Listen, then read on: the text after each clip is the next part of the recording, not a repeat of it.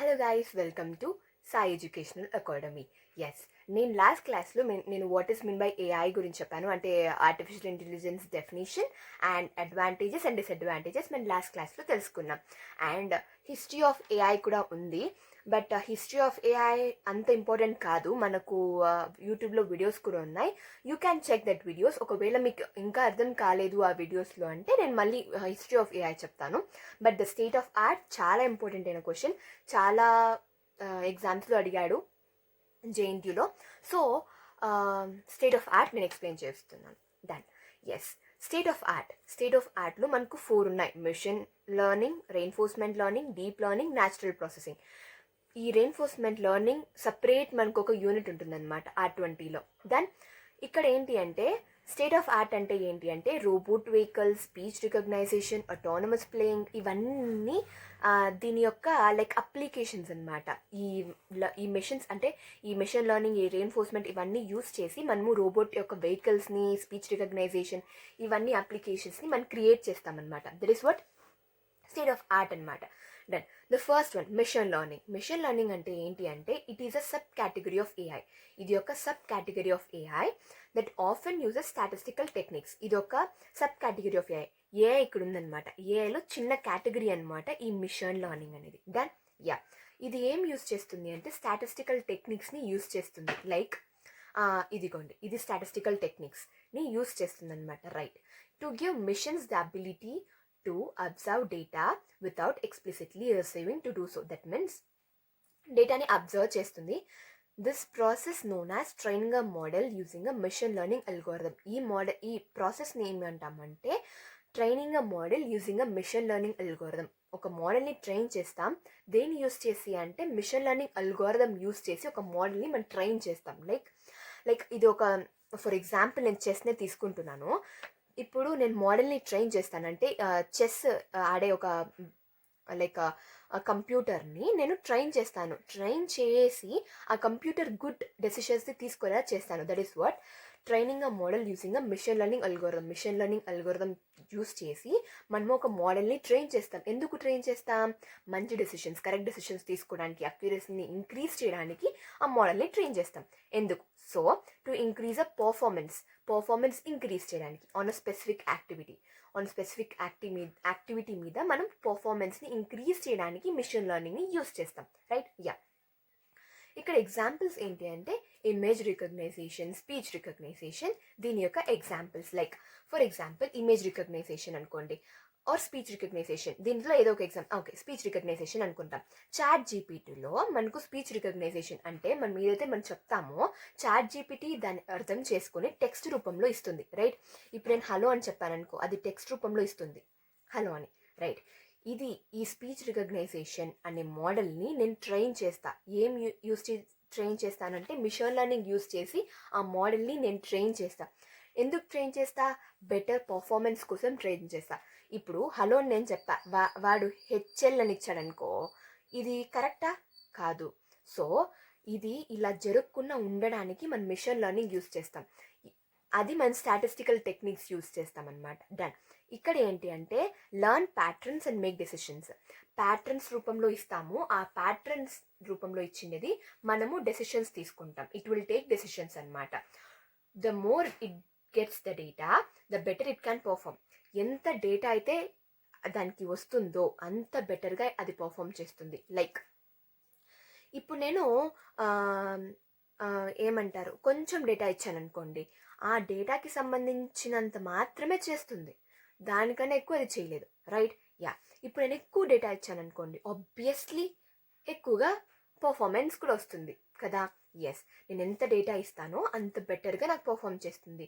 ఎలా లర్న్ అవుతుందంటే ప్యాటర్న్స్ రూపంలో లర్న్ చేస్తుంది అండ్ డెసిషన్స్ తీసుకుంటుంది. రైట్. ఎగ్జాంపుల్ ఇది. ఇక్కడ ఇంటర్నల్ మార్క్స్ ఉన్నాయి. ఇంటర్నల్ మార్క్స్ ఇలా ఇచ్చారు, ఎక్స్టర్నల్ మార్క్స్ ఇలా ఉన్నాయి. ఇంటర్నల్ మార్క్స్ని చూసి, ఇంటర్నల్ మార్క్స్ ఒక ప్యాటర్న్లో ఉంటుంది, దాన్ని చూసి ఎక్స్టర్నల్ మార్క్స్ని ప్రిడిక్ట్ చేస్తాం. Based on internal we are going to predict the external marks అనమాట. ఇంటర్నల్ మార్క్స్ ఇవి ఉన్నాయి, ఇంటర్నల్ మార్క్స్ ఇలా వచ్చాయి కాబట్టి ఎక్స్టర్నల్ మార్క్స్లో ఇలా వస్తుంది అనేసి ప్రిడిక్ట్ చేస్తామన్నమాట. సో ఇది మెషిన్ లెర్నింగ్ అని అర్థం. రైట్. ఇది ఒక sub category of AI and statistical టెక్నిక్స్ని యూస్ చేస్తుంది. ఇది ఏమిటంటే ఈ ప్రాసెస్ని ఏమంటామంటే ట్రైనింగ్ మోడల్. ఒక మోడల్ని ట్రైన్ చేస్తున్నాం. దేన్ని యూస్ చేసి అంటే మిషన్ లెర్నింగ్ అల్గోరిథంని యూస్ చేసి ట్రైన్ చేస్తున్నాం. రైట్? యా. ఇది ఏం చేస్తుంది? పర్ఫార్మెన్స్ని ఇంక్రీజ్ చేస్తుంది. రైట్? యా. ఏం యూస్ చేస్తుంది? ప్యాటర్న్ని యూస్ చేసి డెసిషన్స్ని తీసుకుంటుంది. అండ్ ఎంత డేటా ఇస్తే అంత బెటర్గా it can perform. Right? Yeah. Reinforcement learning అంటే ఏంటి అంటే ఇక్కడ ఏజెంట్ ఉంటాడనమాట. ఏజెంట్ ఉంటాడు. ఏజెంట్ ఏం చేస్తాడు అంటే ఇప్పుడు ఏజెంట్కి మనము కొంచెం ఫీడ్బ్యాక్ ఇచ్చామనుకోండి, ఆ ఫీడ్బ్యాక్కి సంబంధించి నేను ఈ డెసిషన్ తీసుకుంటే నాకు రివార్డ్ వస్తుందా, ఈ డెసిషన్ తీసుకుంటే నాకు పనిష్మెంట్ వస్తుందా అని చూస్తుందన్నమాట. లైక్ నేను ఒక ఫీడ్బ్యాక్ ఇచ్చేసాను ఏజెంట్కి. ఆ ఫీడ్బ్యాక్తో ఏజెంట్ ఒక డెసిషన్ తీసుకుంటుంది. ఒక డెసిషన్ తీసుకున్న తర్వాత వెదర్ ఆ డెసిషన్ కరెక్ట్ అయితే ఏజెంట్కి మనకు రివార్డ్ వస్తుంది. డన్. అది రాంగ్ అయితే ఏజెంట్కి పనిష్మెంట్ వస్తుంది. డన్. ఈ రెయిన్ఫోర్స్మెంట్ లెర్నింగే R20లో మనకు లైక్ ఇంకో యూనిట్ ఉందన్నమాట. రెయిన్ఫోర్స్మెంట్ లెర్నింగ్ అనేది యూనిట్ ఉందన్నమాట. దాంతో చాలా క్లియర్గా తెలుసుకుంటాం what is reinforcement learning and types of reinforcement learning. అవన్నీ చాలా డీటెయిల్గా ఉన్నాయి. బట్ ఇక్కడైతే చిన్న క్లారిటీ. లైక్ ఏజెంట్కి మనము ఫీడ్బ్యాక్ ఇస్తాం. ఫీడ్బ్యాక్తో అది ఒక డెసిషన్ తీసుకుంటుంది. ఆ డెసిషన్ కరెక్ట్ అయితే రివార్డ్, ఫాల్స్ అయితే పనిష్మెంట్. డన్. ఇప్పుడు దాని గురించి చూద్దాం. యా, కనిపిస్తుందా మీకు? Yeah, done. ఇప్పుడు reinforcement learning is an area of ML. అది ఒక ఏరియా ఆఫ్ ఎంఎల్ అనమాట. This is related to software agencies. ఇది దేని గురించి అంటే ఏజెన్సీస్, సాఫ్ట్వేర్ ఏజెన్సీస్తో రిలేట్ అయి ఉంటుంది. That learn goal oriented behaviour.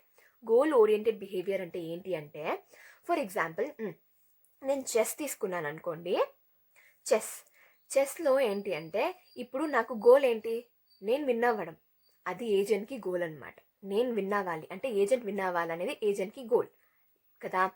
Goal oriented behaviour అంటే గోల్కి దగ్గర అయ్యే బిహేవియర్ చేస్తుందన్నమాట. ఇప్పుడు నేను ఈ మూవ్ తీసుకున్నాను అనుకో, నేను అవతలున్న వాడికి నేను చెక్ పెడతాను అంటే నేను గోల్కి చేరువవుతాను అన్న డెసిషన్స్ని తీసుకుంటుంది, లర్న్ చేస్తుంది. రైట్? అది learn goal oriented behaviour by trying and making mistakes in environment. Chess అనేది ఒక environment. Then trying and making mistakes. ఇప్పుడు నేను ఇలా తీసుకున్నాను అనుకోండి, లైక్ ఇలా పెడితే ఇక్కడ వాడికి చెక్మేట్ అని అవుతుందని నేను అనుకున్నాను, కానీ అది చెక్మేట్ కాలేదు. సో ట్రయింగ్ అంటే అది ట్రై చేస్తుంది, ఆ ఎన్విరాన్మెంట్లో ట్రై చేస్తుంది. అండ్ మిస్టేక్స్ తెలుసుకుంటుంది అంటే ట్రై అండ్ మేకింగ్ మిస్టేక్స్. ఇది ట్రై అండ్ ఎర్రర్ లాగా. ఇప్పుడు ట్రయల్ అండ్ ఎర్రర్ తెలుసు కదా. ఇప్పుడు నేను మిస్టేక్ చేశాను అనుకోండి, ఇంకోసారి ఛాన్స్ వస్తుంది, ఇంకోసారి నేను చేస్తాను అనమాట. లైక్ ఒక ఎగ్జాంపుల్ చెప్తాను. లైక్ స్మాల్ బేబీ అనుకోండి, నడుస్తోంది స్మాల్ బేబీ, ఇప్పుడు కింద పడిపోయింది. ఈ మిస్టేక్ నుంచి తెలుసుకొని నేను ఎలా నడవాలి అని నేర్చుకుంటుంది స్మాల్ బేబీ. అలానే ఈ రెయిన్ఫోర్స్మెంట్ లెర్నింగ్ కూడా. ఇప్పుడు నేను రాంగ్ డెసిషన్ తీసుకున్నాను అనుకో, నేను ఇలా తీసుకుంటే రాంగ్ డెసిషన్ అయింది, సో నేను ఇలా ట్రై చేశాను కాబట్టి ఇలా రాంగ్ డెసిషన్ అయింది, నెక్స్ట్ టైం ఇలాంటి డెసిషన్ తీసుకోవద్దు అనేసి మిస్టేక్స్ నుంచి నేర్చుకుంటుంది. Like trying and making mistakes in environment. అంటే ట్రై చేస్తుంది ఎన్విరాన్మెంట్లో అండ్ మిస్టేక్స్ చేయకుండా ఎన్విరాన్మెంట్ గురించి నేర్చుకుంటూ ఇలా ఉంటుందన్నమాట reinforcement learning. That provide reward in response. అప్పుడే చెప్పాను కదా రివార్డ్ వస్తుందని. అంటే మనం కరెక్ట్ డెసిషన్ తీసుకుంటే రివార్డ్ వస్తుంది, అదే రాంగ్ డెసిషన్ తీసుకుంటే పనిష్మెంట్ ఉంటుంది, పెనాల్టీ ఉంటుంది. Then in the agent action towards achieving the objective. Achieving the objective అంటే ఏజెంట్ ఎలాంటి యాక్షన్స్ తీసుకుంటాడు అంటే గోల్ రీచ్ అయ్యే యాక్షన్స్ తీసుకుంటాడు.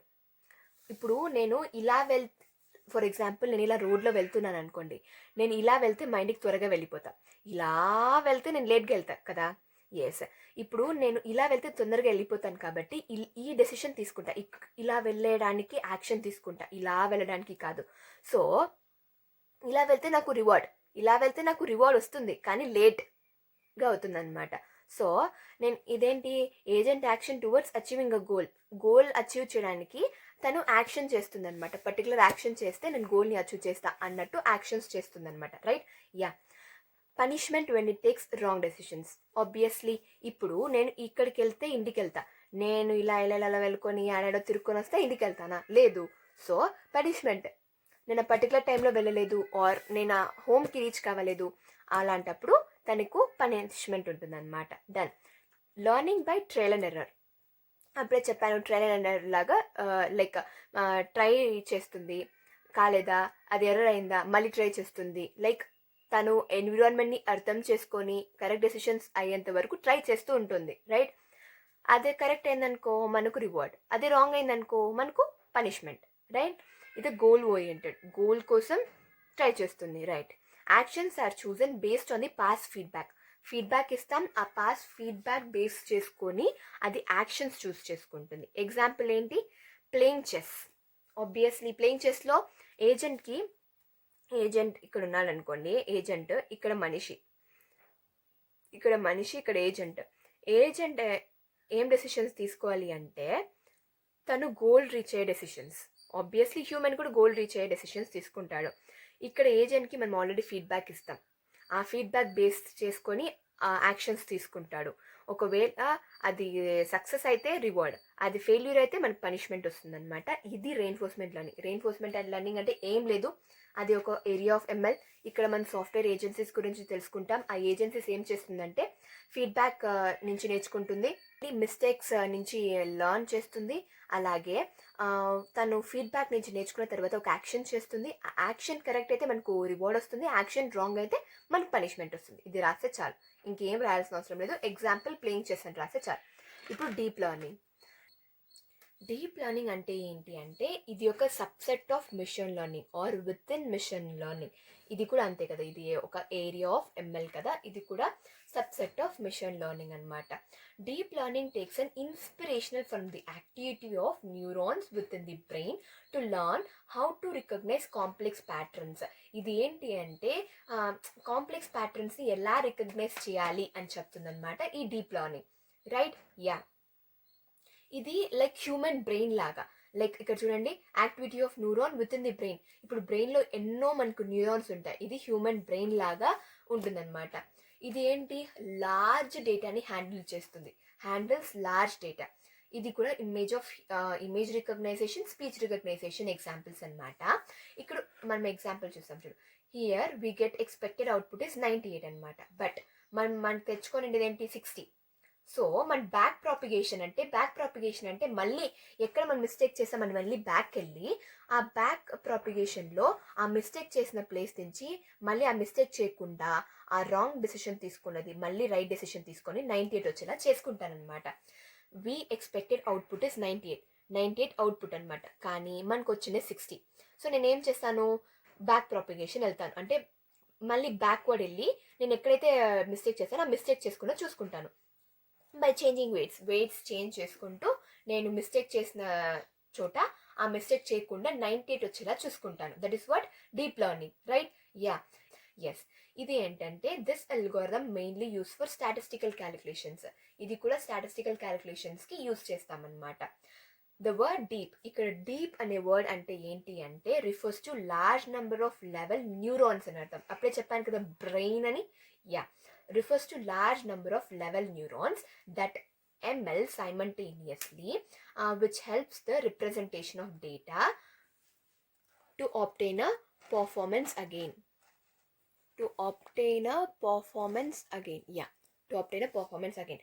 ఏం లేదు, డీప్ లెర్నింగ్ మీకు ఎగ్జామ్లో అడిగితే ఏమని రాయాలి అంటే ఇది within machine learning. Yes, మళ్ళీ హ్యూమన్ బ్రెయిన్ లాగా ఉంటుంది, లైక్ ఎక్కువ న్యూరాన్స్ ఉన్నట్టు హ్యూమన్ బ్రెయిన్లో దీంతో కూడా ఎక్కువ న్యూరాన్స్ లాగా ఉంటుందన్నమాట. హ్యాండిల్స్ లార్జ్ డేటాని హ్యాండిల్ చేస్తుంది, రైట్? యా, మళ్ళీ learn how to recognise complex ప్యాటర్న్స్ని ఎలా రికగ్నైజ్ చేయాలని చెప్తుంది. మళ్ళీ యూస్డ్ ఫర్ స్టాటిస్టికల్ క్యాలిక్యులేషన్స్ కోసం యూస్ చేస్తాం. డన్. అండ్ ఎగ్జాంపుల్ ఏంటి, స్పీచ్ రికగ్నైజేషన్ అనేది దీని examples. Done. Natural language processing. Actually natural language processing కూడా మనకు ఫర్దర్ యూనిట్స్లో చాలా డీప్గా చెప్పారనమాట.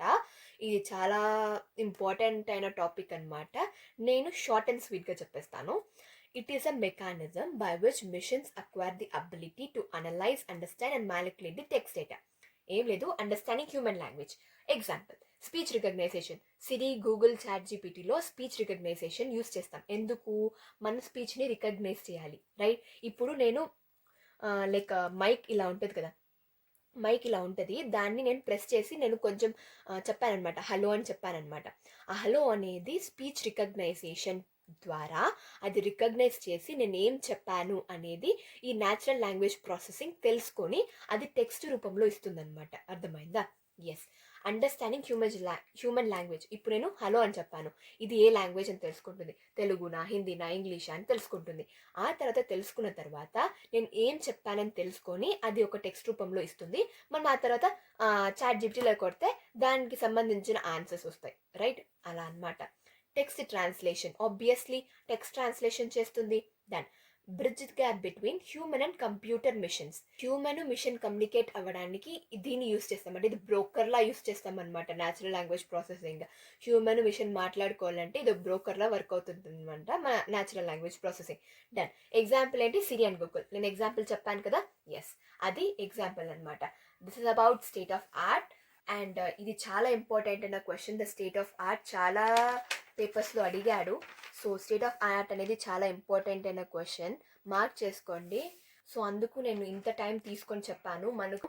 అండ్ నా టీచింగ్లో ఏమైనా చేంజెస్ చేసుకోవాలంటే చెప్పండి, నేను ఖచ్చితంగా చేంజెస్ చేసుకుంటాను నెక్స్ట్ వీడియో నుంచి.